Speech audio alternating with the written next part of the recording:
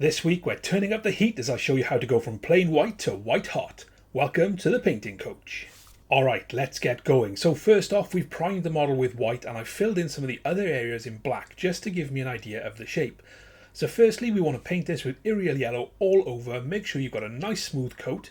If you want to go darker, then perhaps start with Trollslayer Orange. If you want to go brighter, then you may want to start with something like Dorn Yellow. So the first blade we're going to paint is going to have the heat source in the middle, which means it's going to be brighter in the middle, darker on the edges. So the first thing we're going to do is a form of wet blending. Take some Yriel Yellow and paint a nice line down through the one half of the blade.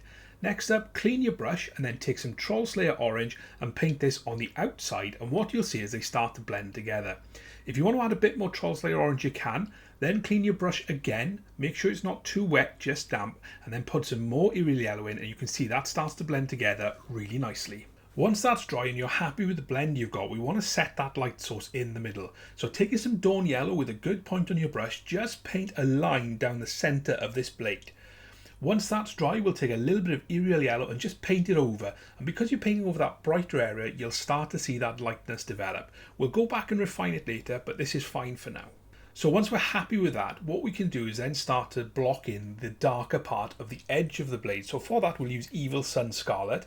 And we're going to do this exactly the same way we've done everything else. So just blot that Evil Sunz Scarlet on, then take some Trollslayer Orange and just blend it in together. It may take a couple of goes, and if you make a mistake, don't worry, you can just paint over it with some Trollslayer Orange and start again. With that done, you should have a nicely blended blade. Now this isn't going to win any painting competitions, but on the tabletop it will look fantastic. So let's just refine this heat source a little bit more. Take some Dorn Yellow and paint this right down the centre of the blade as well as around the hilt to demonstrate that that's where the heat's coming from. And then finally take some white scar and add some white spots of heat just to the tip of the blade, which shows that's the hottest area. And that's the first blade complete. Moving on to the second blade now, and what we're going to do with this is have the heat source right at the edge of the blade, so that's the hottest point where it's a little cooler towards the centre. So as you'd expect, we're going to do this exactly the same way as the other one. We're just going to reverse the way we do the colours. So first up, we're going to take some Trollslayer Orange, we're going to plot that down, we're going to plot the Yriel Yellow next to it and blend them together. When that's dry, we want to paint the darker colour in, and again we're going to use Evil Sunz Scarlet. So take your time with this. I found it is quite overpowering, so you may want to thin it down a little. Paint that line in, then take some Trollslayer Orange and blend the two colours together.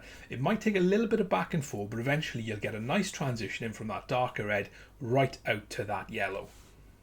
Then finally we want to highlight the edges of the blade using Dorn Yellow to simulate that these are the hottest parts and are literally going to cut straight through you. So firstly, just use the side of the brush and follow along the edge of the model to get that really nice sharp effect. Finally, just take some white scar and use this on the sharpest edges to give the impression that it's absolutely white hot. With that done, the molten blades are finished. I'm going to paint the rest of this model just to give it all some context and make it come together, and we'll have a look at the finished product next. And there we have it, really easy and simple molten weapons suitable for any miniature. I really hope you enjoyed the video. If you did, give it a like, leave a comment and check out my other content.